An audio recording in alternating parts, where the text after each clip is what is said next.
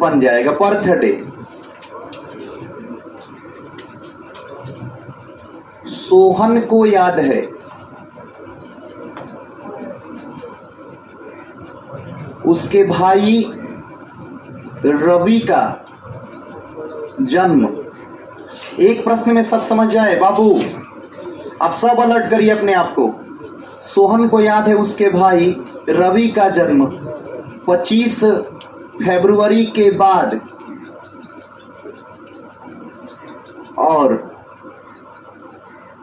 29 Feb के पहले था।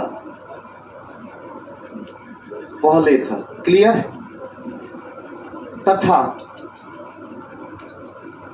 उसकी मां के अनुसार उसका जन्म 26 के बाद और 1 मार्च के पहले था। उसके पापा के अनुसार 27 के बाद 2 मार्च के पहले था। तो बताएं उसका जन्म कब है?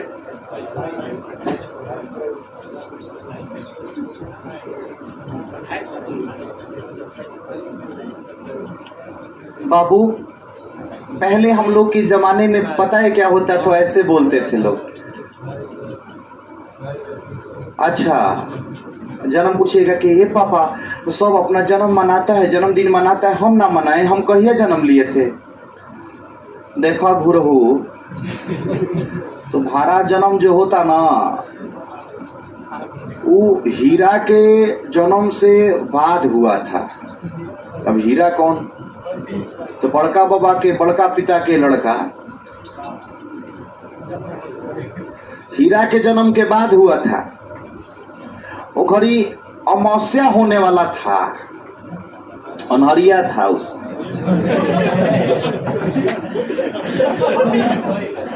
अब कहने का मतलब यह है कि हम लोगों को ऐसे ही बचपन से मतलब बताया गया है, तारा जन्म के 3 दिन के बाद होली रहे हो साल।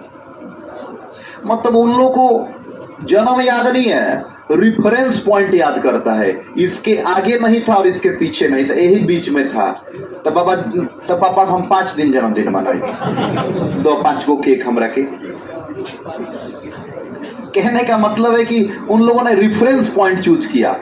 तो ये है कि 25 फरवरी के बाद और 29 फरवरी के पहले। तो 25 के बाद मतलब 26, 27, 28 को संभव है। किसके अनुसार? सोहन के अनुसार ये संभव है। उसकी मां के अनुसार देखिए, वो 26 के बाद 1 से पहले यानी कि 27, 28, 29, यही ना हुआ? फरवरी 29 की लग रही है यहाँ पे, देख लिखे हैं वहां पे। उसके पापा के अनुसार 27 के बाद यानी कि 28, 29 और 1, 27 के बाद और 2 मार्च के पहले था। तो ये बताइए तीनों के गेस के अनुसार कौन सा दिन कॉमन आया? तो ये कॉमन दिन आया तो यही दिन उनका क्या कहलाएगा? बर्थडे। तो आपको क्या लगता है कि ये बहुत मुश्किल है? हो गया। इसमें एक एग्जांपल और लाते हैं। मां के अनुसार डायरेक्ट लिखते हैं, मां के अनुसार जन्मदिन 5 मार्च, बात नहीं 5 मार्च के बाद और 8 मार्च 9 मार्च के पहले था। ठीक। पिता के अनुसार 6 मार्च के बाद और 10 मार्च के पहले था। तो बताइए लड़के का जन्म कब है? तो 5 के बाद कौन कौन डेट बचा? 6, 7, 8। माँ अपने दिमाग पे याद की तो उसके अनुसार 3 गो डेट में बबुआ भइल रहन। पिता के अनुसार 6 के बाद 7, 8, 9। तो बताइए बबुआ भइल कहिया रहन? या तो 7 के भइल हुई है या तो कहिया भइल हुई है 8, यानी कि इनके जन्मदिन का उत्तर क्या होगा 7 या 8। हमको नहीं लगता है डाउट हुआ। तो एक आपका बर्थडे का इशू होता है, इसमें समय के साथ संबंध है। अब तो ये तो समझ में आ गया कि बबुआ कहिया हुए थे, ये कैसे समझ में आया था कि गोर कहे हुए थे और करिया।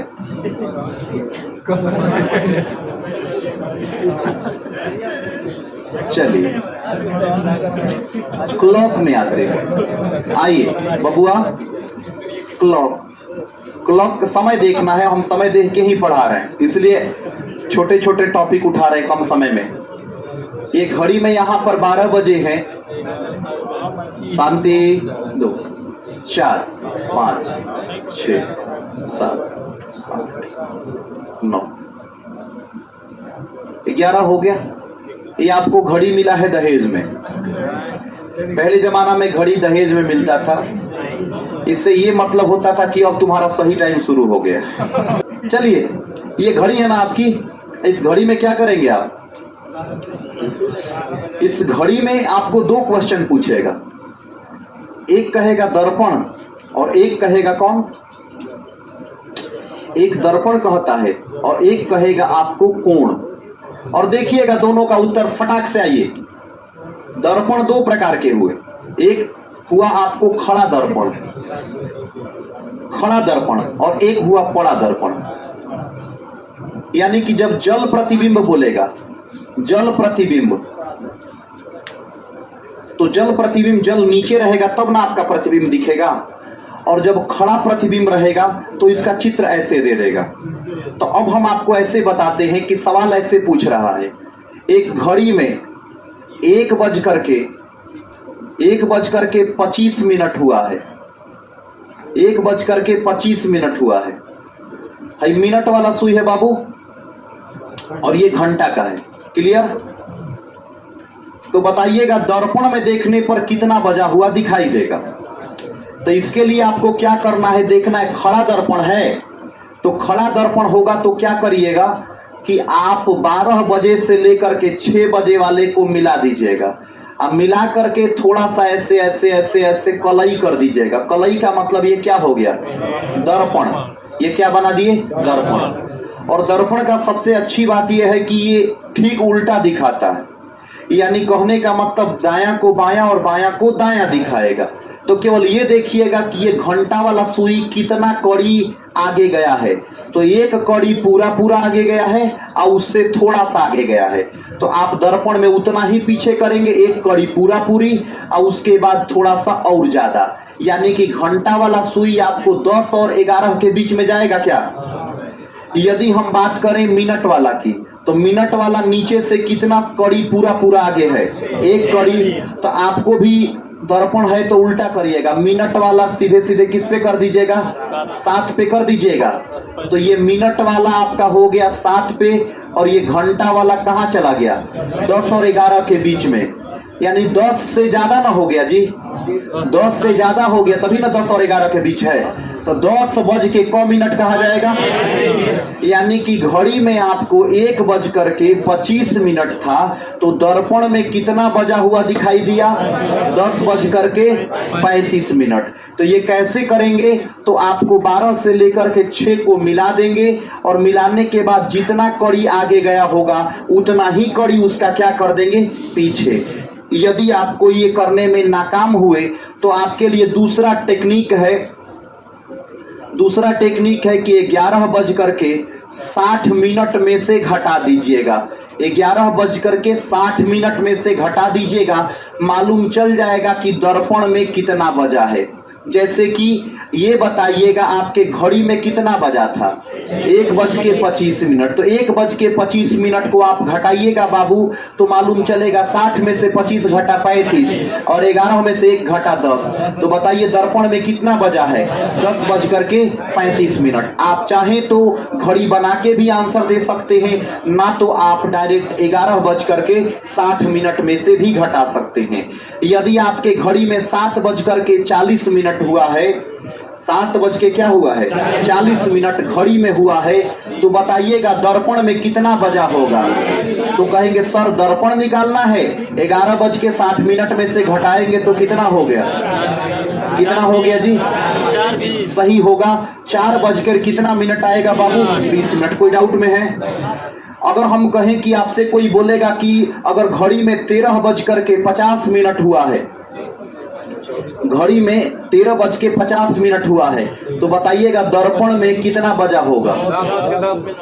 तो हम कहेंगे जैसे ही 12 से ज्यादा बजेगा, तो आप लोग अब 12 से ज्यादा बजेगा तो समझिएगा कि कितना बजे में से घटाना है 24 घंटा में से। तो 24 घंटा को 23 घंटा 60 मिनट लिख सकते हैं, क्योंकि 24 घंटा का मतलब पूरा पूरा घंटा और 23 घंटा 60 मिनट का मतलब 23 घंटा और 60 मिनट। 60 मिनटों के मतलब तो घंटे में हुआ। तो यदि 23 बजकर के 60 मिनट में से घटाइएगा तो कितना हो जाएगा, यानी 10 बजकर के कितना मिनट। यानी कि आपको घटाना होगा क्या जानने के लिए कि दर्पण में कितना बजा है। कितना में से घटाएंगे, जी हाँ 11 बजकर के 60 मिनट में से। लेकिन ये दर्पण में अगर घड़ी में अगर 12 से ज्यादा बजा होगा तो किस में से घटाएंगे, जी हाँ 23 बजकर के 60 मिनट में से। लेकिन अगर आपका दर्पण कुछ इस तरह नजर आए, ऊपर में 12 बाबू, नीचे में 6, ये हो गया 3, ये 9, ये हो गया 10, ये 11, ये हुआ 1 और ये 2, ये 4 और ये 5, ये 7 और ये क्या हुआ 8। तो अब हम आपको ऐसे बता दें, आपके घड़ी में बज रहा था 1 बजकर के कितना मिनट बाबू, और नीचे दर्पण हो गया जिसको कि आप क्या कहते हैं, जल प्रतिबिंब। क्या कहते हैं बाबू, जल प्रतिबिंब। बोलिए बाबू क्या कहते हैं, जल प्रतिबिंब। तो बताइएगा कितना बजा हुआ दिखाई देगा। यानी किसी घड़ी को आप पानी के ऊपर लाकर रखिएगा तो कितना बजा हुआ दिखाई देगा। तो उसमें 11 बजकर के 60 मिनट नहीं चलेगा। उसके लिए आपको क्या करना होगा, 3 और 9 को मिलाना होगा। किसको बाबू, 3 और 9 को मिलाइए। 3 और 9 को मिलाए तो देखिए दर्पण बन गया, और 3 और 9 को मिलाए तो अब सिंपल सी वही बात हो गई, जितना ऊपर गया होगा उतना ही उसको क्या आना पड़ेगा, नीचे आना पड़ेगा। जितना नीचे गया होगा उसको कहाँ जाना पड़ेगा, ऊपर। तो चलिए बताइएगा बाबू, यहां से देखिए एक कड़ी पूरा पूरी ऊपर है ना, उसके बाद थोड़ा सा इसमें और आगे बढ़ा है, तो आपको एक कड़ी पूरा पूरी नीचे करना होगा ना, उसके बाद थोड़ा सा और बढ़ाना होगा। यानी कि आपका घंटा वाला कहाँ जाएगा, 4 और 5 के बीच में। ये घंटा वाला बाबू कहाँ जाएगा, 4 और 5। देखिए एक कड़ी पूरा पूरा उससे थोड़ा सा आगे, तो एक कड़ी पूरा पूरा उससे थोड़ा सा आगे, तो 4 और 5 के बीच में घंटा आएगा। मिनट वाला कहाँ जाएगा बबुआ, देखिए ई मिनट वाला पहले से क कड़ी नीचे है, 2 कड़ी, तो क्या 2 कड़ी ऊपर जाएगा, क्या 2 कड़ी ऊपर जाएगा, तो ये कहाँ चल जाएगा, 1 पे। यानी कि आपका कह रहा है कि घंटा कहाँ पर है, घंटा है 4 और 5 के बीच में। अब मिनट वाला कहाँ पर है, मिनट वाला बाबू कहाँ पर है, 1। यानी आपके घड़ी में बजा था कितना बाबू, आपके घड़ी में बजा था कितना, 1 बजकर के 25 मिनट आपके घड़ी में हुआ था। और दर्पण में कितना बज रहा है, 4 के बाद। तो 4 के बाद का मतलब 4 बज चुका है, 1 पे मिनट है तो कौन मिनट हो रहा है, 5 मिनट। कोई दिक्कत। यानी कि घड़ी यदि आपका दर्पण पूछेगा तो किस किस को मिलाएंगे, 3 और 9 को मिलाएंगे। फिर से बोलिए किसको मिलाएंगे, 3 और 9 को मिलाएंगे। गुड। और यदि आपका खड़ा दर्पण हुआ तो किसको, 12 और जो आगे गया होगा उसको क्या करेंगे, पीछे। और हम तो आपसे इतना उम्मीद रखते हैं कि अगर आप ये ना बना सके तो फिर जीडी का सपना देखना व्यर्थ है, क्योंकि उल्टा काम करना है। यहाँ पे अब कोण की बात आती है। एक बार फिर से घड़ी को हम बनाते हैं। ये देखिए 12, ये हो गया 6, ये हो गया 3, ये हो गया 9। घड़ी का अंतिम टाइप है ये कोण पे। 1 हो गया, 2 हो गया, 4, 5, 7, 8, ये हो गया 10 और ये 11। यहाँ पे सवाल कैसे आता है सुनिएगा। सवाल ऐसे आता है बबुआ, सवाल बबुआ ऐसे आता है, ध्यान दीजिएगा। सवाल में कह रहा है कि आपके घड़ी में बज रहा है कितना बाबू, हम बोलते हैं कि 1 बज करके हो रहा है 20 मिनट। कितना मिनट बाबू, घड़ी में बजा है ध्यान दीजिएगा, घड़ी में 1:20 हुआ है, तो घड़ी के मिनट और घंटे की सुइयों के बीच कितने डिग्री का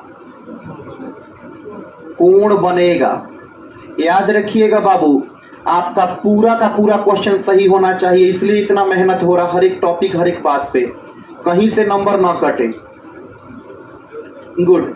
अब यहां पर ध्यान दीजिएगा बाबू, ध्यान दीजिएगा, हम आपसे ये कह रहे हैं कि आप घंटा में, ध्यान दीजिएगा बाबू, घंटा में गुणा करिएगा 30 से और मिनट में गुणा करिएगा कितना से, मिनट में गुणा करिएगा बबुआ 11/2 से, और इसके बाद बड़ा में से छोटा को घटाइएगा, ये हमेशा सही उत्तर देगा।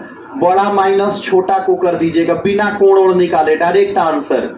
तो चलिए, घंटा में कितना है जी, 1 बजा है, तो 1 में कितना से गुणा किए 30 से, मिनट कितना है 20, इसमें गुणा किए 11/2 से, 2 कट गया 10, यानी कि एगो हुआ 30, एगो हुआ 110।